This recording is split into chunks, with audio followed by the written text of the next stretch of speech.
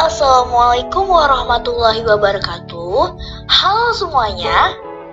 Perkenalkan, kami dari kelompok 6 membuat sebuah video pembelajaran tentang unsur transisi periode keempat. Yuk kita pelajari. Belajar menyenangkan bersama kelompok 6. Sebelum ke pembelajaran, izinkan saya memperkenalkan kelompok kami. Kelompok 6 terdiri dari Alia Rahma Alifiyah, Desi Rismawati, Khaila Nurhajijah, Nabila Khairunisa, Raffi Asalami, dan Fani Fiatika. Berikut adalah daftar isi. Yang pertama ada keberadaan atau pelimpahan unsur di alam. Yang kedua ada sifat kimia dan fisika. Yang ketiga, cara pembuatan unsur. Yang keempat, kegunaan dan bahaya. Nah, tahukah kamu? Belakangan ini banyak sekali masyarakat yang menggunakan sedotan stainless steel sebagai pengganti sedotan plastik loh. Kegiatan ini dapat mengurangi banyaknya sampah plastik di lingkungan. Oh iya guys, ternyata sedotan stainless steel terbuat dari paduan unsur-unsur logam transisi periode keempat loh, seperti mangan, kromium, nikel, dan unsur-unsur lainnya, yakni silikon dan karbon. Terdapat ciri-ciri dari sedotan stainless steel loh, ada tahan korosil, tidak mudah rusak, aman digunakan, dan tahan lama. Tahukah kamu apa itu unsur transisi periode keempat? Yuk kita cari tahu. Unsur transisi periode keempat adalah unsur-unsur yang konfigurasi elektronnya berakhir pada subkulit D dan subkulit F. Nah, adapun unsur-unsur transisi periode keempat terdiri dari ada unsur kadium, titanium, vanadium, kromium, mangan, besi, kobalt, nikel, tembaga, dan seng. Nah, untuk mudah menghafalinya, biasanya menggunakan jembatan kedelai, yaitu SCTV cari manajer feminim, cowok nikah cukup zenius. Letak unsur transisi keempat ini berada di periode keempat di antara unsur golongan 2A dan 3A loh. Sifat fisika dan sifat kimia unsur transisi periode keempat. Yang pertama adalah konfigurasi elektronnya, sebagaimana yang kita ketahui bahwa pengisian elektron dari unsur tersebut berakhir di subkulit 3D. Nah, untuk mencapai kestabilan unsur ini, melepaskan elektron membentuk ion terbimal yang berbeda-beda. Yang kedua adalah sifat logam. Sifat logam dari unsur transisi periode keempat lebih kuat jika dibandingkan dengan sifat logam dari golongan utama. Nah, hal ini disebabkan unsur-unsur transisi periode keempat terdapat lebih banyak elektron bebas dalam orbital D yang tidak berpasangan.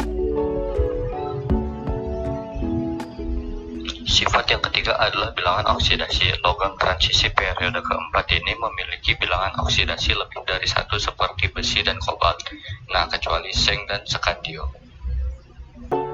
Sifat yang keempat adalah titik didih dan titik leleh, di mana titik didih dan titik leleh di unsur transisi periode keempat ini cenderung tinggi.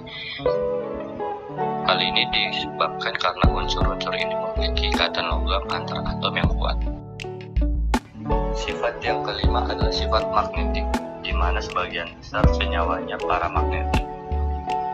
Hal ini disebabkan karena adanya elektron yang tidak berpasangan.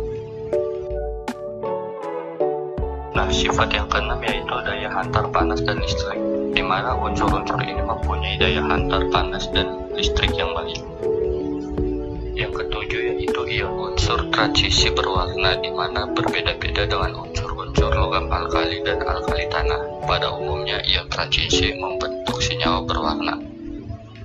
Dalam hal ini, senyawa unsur transisi periode keempat umumnya berwarna baik dalam keadaan padat maupun dalam bentuk larutan. Sifat yang kedelapan adalah senyawa kompleks, di mana unsur ini dapat membentuk senyawa kompleks atau ion senyawa koordinasi. Yang pertama yaitu skandium. Keberadaan atau kelimpahan unsur skandium di alam sebesar 22 mg per kilogram gerak bumi. Selain itu juga banyak ditemukan di bintang-bintang di tata surya. Jumlah skandium yang dapat ditemukan di bumi dapat ditemukan dalam beberapa tradisi mineral.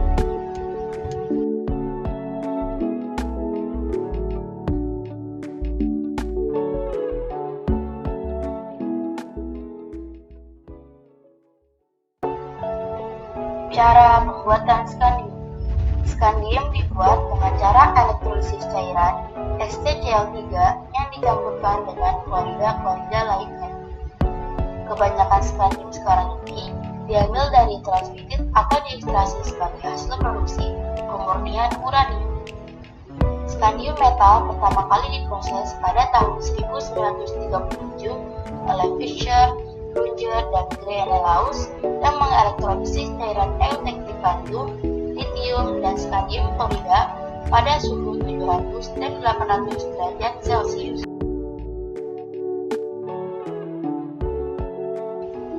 Selanjutnya yaitu kegunaan skandium. Keberadaan skandium memiliki banyak kegunaan, di antaranya yaitu untuk membuat lampu intensitas tinggi dan lampu warna kuning yang biasanya digunakan untuk fotografi dan televisi atau film. Lalu juga digunakan dalam baterai alkalin sebagai katalis untuk meningkatkan perkejabahan benih tanaman, juga digunakan dalam panduan untuk membuat peralatan olahraga khusus. Kemudian ada bahaya skandium. Selain memiliki kegunaan, skandium sendiri memiliki bahaya, yaitu dapat menyebabkan kerusakan membran sel serta berpengaruh negatif terhadap sistem reproduksi dan sistem saraf. Walaupun tidak beracun, namun paparan gas skandium, terutama paparan gas jangka panjang, dapat menyebabkan emboli paru-paru. Unsur yang kedua yaitu titanium. Titanium merupakan logam transisi yang ringan, kuat, berkilau, tahan korosi dengan warna putih metalik keperakan. Keberadaan atau kelimpahan unsur titanium di alam dapat ditemukan di meteor dan di dalam matahari. Selain itu, bebatuan yang diambil oleh misi Apollo 17 menunjukkan keberadaan TiO2 sebesar 12,1%. Titanium selalu ada di dalam bebatuan dan sedimen yang diambil di bebatuan tersebut. Selain itu juga terdapat di dalam biji besi, debu batu bara, tumbuhan, dan tubuh manusia. Selanjutnya yaitu cara pembuatan titanium. Salah satu cara yang digunakan dalam proses pembuatan titanium adalah metode Kroll yang banyak menggunakan klor dan karbon. Hasil reaksinya adalah titanium tetraklorida yang kemudian dipisahkan dengan besi triklorida dengan menggunakan proses distilasi. Senyawa titanium tetraklorida kemudian direduksi oleh magnesium menjadi logam murni. Lalu, udara dikeluarkan agar logam yang dihasilkan tidak dikotori oleh unsur oksigen dan nitrogen. Sisa reaksi adalah antara magnesium dan magnesium diklorida yang kemudian dikeluarkan dari hasil reaksi menggunakan air dan asam klorida sehingga meninggalkan spons titanium. Spons ini akan mencair di bawah tekanan helium atau argon yang pada akhirnya membeku dan membentuk batangan titanium murni. Kegunaan titanium. Unsur ini memiliki berbagai macam kegunaan, seperti digunakan untuk membuat peralatan perang seperti tank, digunakan untuk membuat pesawat luar angkasa, membuat mesin pemindah panas, bejana bertekanan tinggi, pipa-pipa tahan korosi, sebagai bahan implan gigi, penyambung tulang, pengganti tulang tengkorak, struktur penahan katup jantung, serta sebagai material pengganti untuk bahan piston. Kemudian ada bahaya titanium. Titanium sebagai salah satu unsur logam memiliki dampak negatifnya juga. Walaupun dikenal tidak beracun, namun paparan yang berlebihan pada manusia dapat menyebabkan perubahan di paru-paru sehingga memicu keluhan seperti sesak, nyeri dada, batuk, dan kesulitan bernapas. Kontak dengan mata dan kulit juga dapat menyebabkan iritasi. Selanjutnya ada vanadium. Tahukah kamu apa itu vanadium? Vanadium adalah logam berwarna abu-abu dan biasanya digunakan untuk bahan campuran baja.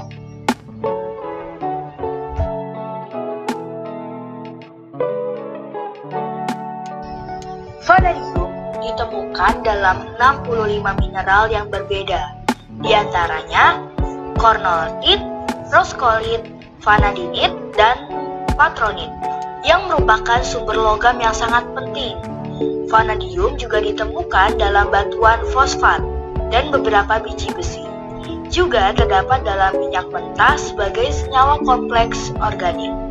Vanadium juga ditemukan sedikit dalam batu meteor. Produksi komersial berasal dari abu minyak bumi dan merupakan sumber vanadium yang sangat penting. Selanjutnya, mari kita bahas proses pembuatan unsur vanadium, di mana vanadium ini dapat diperoleh dengan dua cara, sebagai berikut. Yang pertama, ferrovanadium, dihasilkan dari reduksi vanadium pentaoksida dengan silika dan besi. Vanadium yang dihasilkan kadarnya 35-95%. Cara yang kedua, apabila yang diinginkan vanadium murni dapat dibuat dari reduksi vanadium pentaoksida dengan kalsium. Nah, manfaat dan kegunaan dari unsur vanadium. Campuran vanadium digunakan sebagai bahan campuran pembuatan baja. Yang kedua, vanadium pentaoksida digunakan untuk katalis di industri kimia dalam manufaktur nilon. Yang ketiga, vanadium digunakan pada lapisan dalam reaktor nuklir untuk mencegah korosi. Dampak atau bahaya dari penggunaan unsur vanadium, di mana apabila terpapar debu vanadium peroksida berpotensi mengalami iritasi mata, hidung, dan tenggorokan yang cukup parah. Selanjutnya ada kromium. Tahukah kamu apa itu unsur kromium? Kromium adalah logam keras berwarna abu-abu dan digunakan dalam paduan alloy untuk meningkatkan kekuatan dan ketahanan korosi. Nah, keberadaan kromium di alam, kromium ini ditemukan di alam sebagai biji krom besi, yaitu kromit, yang banyak ditemukan di Sumatera Barat, Sumatera Utara, Kalimantan Barat, Kalimantan Selatan, Sulawesi Selatan, dan Papua. Bahaya unsur kromium.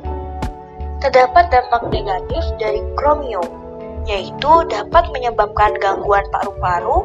Kromium ini juga bersifat toksik loh. Proses pembuatan unsur kromium. Kromium dapat dibuat dengan dua cara. Yang pertama, kromit direduksi dengan karbon menghasilkan ferrokrom. Yang kedua, logam krom juga dapat dibuat melalui proses Goldsmith. Proses Goldsmith membutuhkan Cr2O3. Untuk memperoleh Cr2O3 dengan cara Na2Cr2O7 yang direaksikan dengan kokas, sehingga menghasilkan Cr2O3. Lalu Cr2O3 direduksikan dengan aluminium.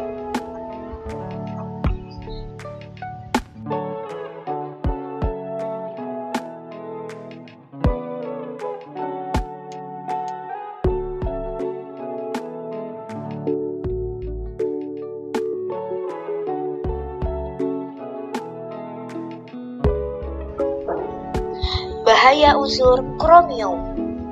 Terdapat dampak negatif dari kromium, yaitu dapat menyebabkan gangguan paru-paru. Kromium ini juga bersifat toksik loh. Selanjutnya yaitu mangan. Kelimpahan atau keberadaan unsur mangan. Mangan relatif melimpah di alam, sebesar 0,1 kulit bumi. Salah satu sumber mangan adalah batuan yang terdapat di dasar lautan yang diberi nama pirolosit. Bentuk produk yang dihasilkan yaitu batu kawi, mangan pasit, braunit, dan hausmatin. Pembuatan unsur mangan yaitu pembuatan feromangan yang dilakukan dengan mereduksi MnO2 dengan campuran besi oksida dan karbon, menjadikan reaksinya MnO2 plus Fe2O3 plus 5C menghasilkan Mn plus 2Fe plus 5CO. Kegunaan unsur mangan yaitu 1. Untuk paduan logam dan membentuk baja keras yang digunakan untuk mata bor pada pemboran batuan. 2. Sebagai depolarizer dan sel kering baterai. Dan untuk menghilangkan warna hijau pada gelas yang disebabkan oleh pengantar besi. Dan unsur terpenting dalam pembuatan B1. Manfaat dan bahaya mangan. Manfaatnya yaitu pada pengelasan dan pembuatan baja dengan logam Mn akan dihasilkan suatu asap dalam jumlah yang terbanyak.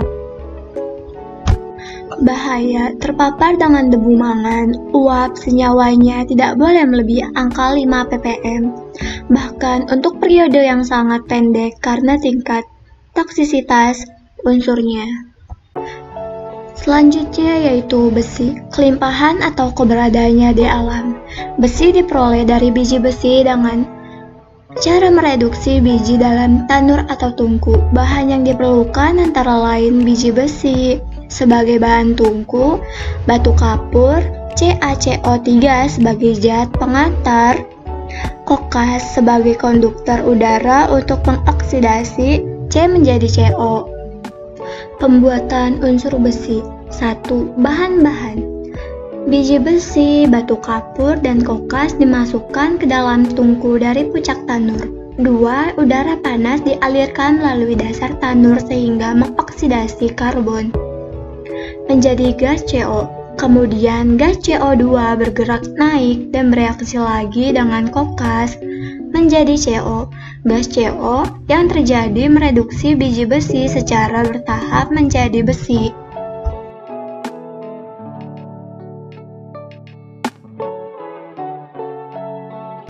Kegunaan unsur besi sebagai bahan utama pembuatan baja, misalnya baja stainless steel campuran 72% Fe, 19% Cr, dan 9% Ni.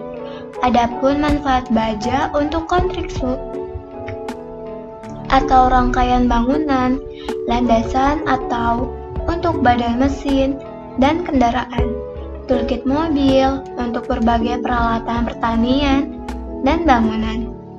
FeOH3 digunakan untuk bahan cat seperti cat minyak, cat air, cat tembok. Fe2O3 sebagai bahan cat yang dikenal dengan nama Manibesi dan untuk mengkilapkan kaca.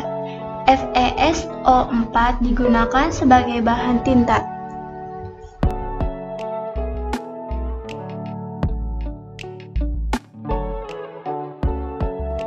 Bahaya besi. Pada pengolahan logam besi, jika limbahnya dibuang ke sungai dapat menyebabkan pertumbuhan fitoplankton yang tidak terkendali. Hal ini menyebabkan penurunan kadar oksigen di dalam air, sehingga akan mengganggu pertumbuhan ikan dan hewan air lainnya. CO atau kobalt. Pertama, keberadaan atau kelimpahan unsur di alam. Di alam, kobalt terdapat dalam bentuk senyawa seperti mineral kobalt, glans, tinalit, dan smaltit dan eritrit.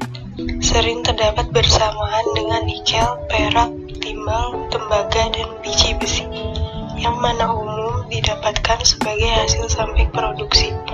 Kobalt juga terdapat dalam meteorit. Selanjutnya ada sifat fisika dan sifat kimia. Sifat fisika melebur pada suhu 14.900 Celcius dan mendidih pada suhu 35.200 Celcius. Memiliki 7 tingkat oksidasi, yaitu dari negatif 1 sampai dengan positif 5. Sifat kimianya mudah larut dalam magma sawit. Mineral encer dapat membentuk senyawa kompleks dalam larutan air dan terdapat sebagai ion CO2+ berwarna merah.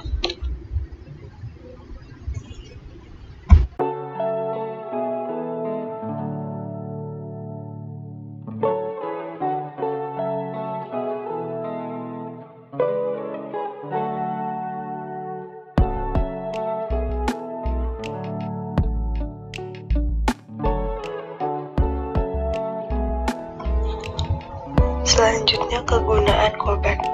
Kobalt dicampur dengan besi, nikel, dan logam lainnya untuk membuat alniko, alloy dengan kekuatan magnet luar biasa untuk berbagai keperluan. Kobalt juga digunakan untuk baja magnet dan tahan karat lainnya. Sebagai alloy, digunakan dalam turbin jet dan generator turbin gas.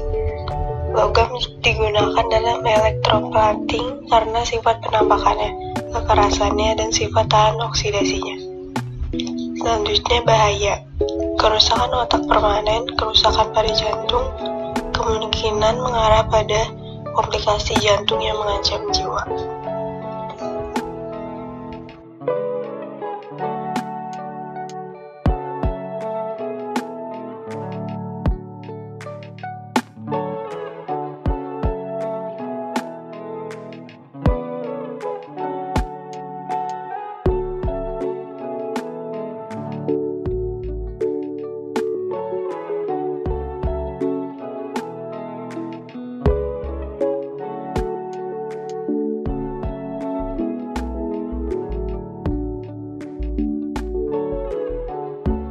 Ni atau nikel, keberadaan atau kelimpahan unsur di alamnya.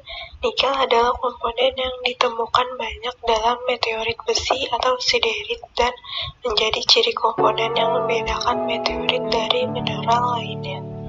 Sifat fisikanya: pertama, logam putih keperakatan berkilat keras.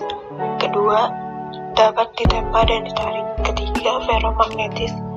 Keempat, TL-nya 1420 derajat Celcius, TD-nya 2900 derajat Celcius.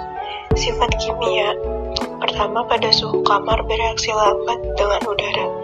Jika dibakar, reaksi berlangsung cepat membentuk oksida NiO. Yang ketiga, tidak bereaksi dengan basa alkali. Selanjutnya ada pembuatan unsur. Logam nikel didapat dari biji yang berupa senyawa sulfida.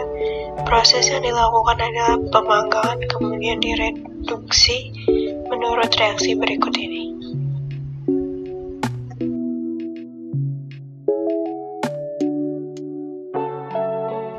Selanjutnya ada kegunaan. Pertama, umumnya nikel digunakan dalam panduan tahan korosi. Yang kedua, banyak koin mengandung nikel. Yang ketiga, nikel juga digunakan dalam baterai. Misalnya baterai NiCd dan NiMH yang dapat diisi ulang dalam magnet.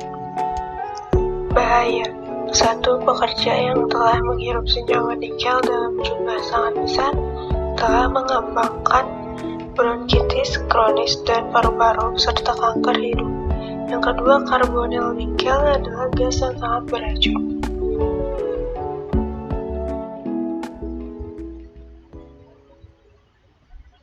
Keberadaan atau kelimpahan unsur tembaga di alam.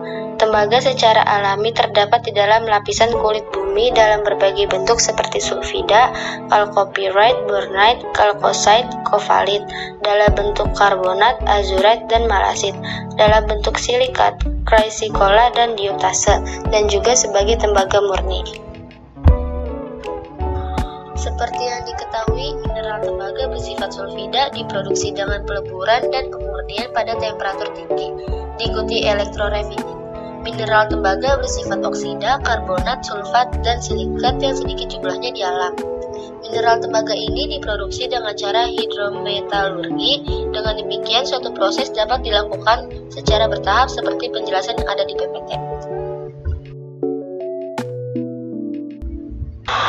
Kegunaan tembaga yaitu diantaranya bahan untuk kabel, komponen utama industri elektrik, campuran membuat perhiasan juga salah satu kegunaan tembaga, pembuatan uang logam sebagai disinfektan, pengolahan minyak bumi, konstruksi bangunan dan kapal.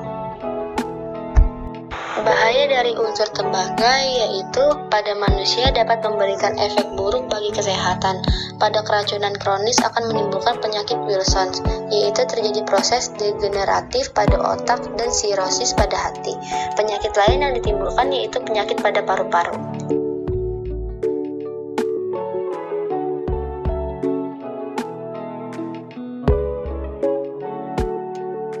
Keberadaan atau kelimpahan unsur seng di alam. Keberadaan kadar komposisi unsur seng di kerak bumi merupakan kurang lebih dari 75 ppm atau 0,007%. Hal ini menjadikan seng sebagai unsur ke-24 paling melimpah di kerak bumi.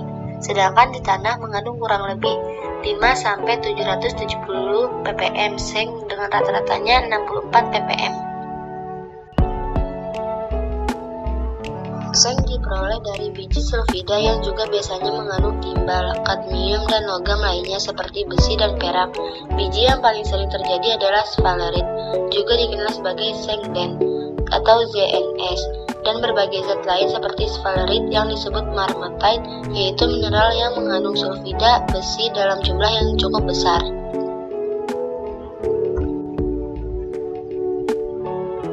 Kegunaan seng yaitu yang pertama membantu menjaga sistem tubuh, yang kedua menjaga gula darah tetap stabil, yang ketiga membuat pencernaan berjalan lancar, yang keempat membantu Anda tetap fokus, yang kelima menjaga sistem metabolisme tetap kuat. Nah, selain untuk kesehatan, seng juga bermanfaat loh untuk membentuk bahan yang digunakan dalam mobil, komponen listrik, dan perlengkapan rumah tangga.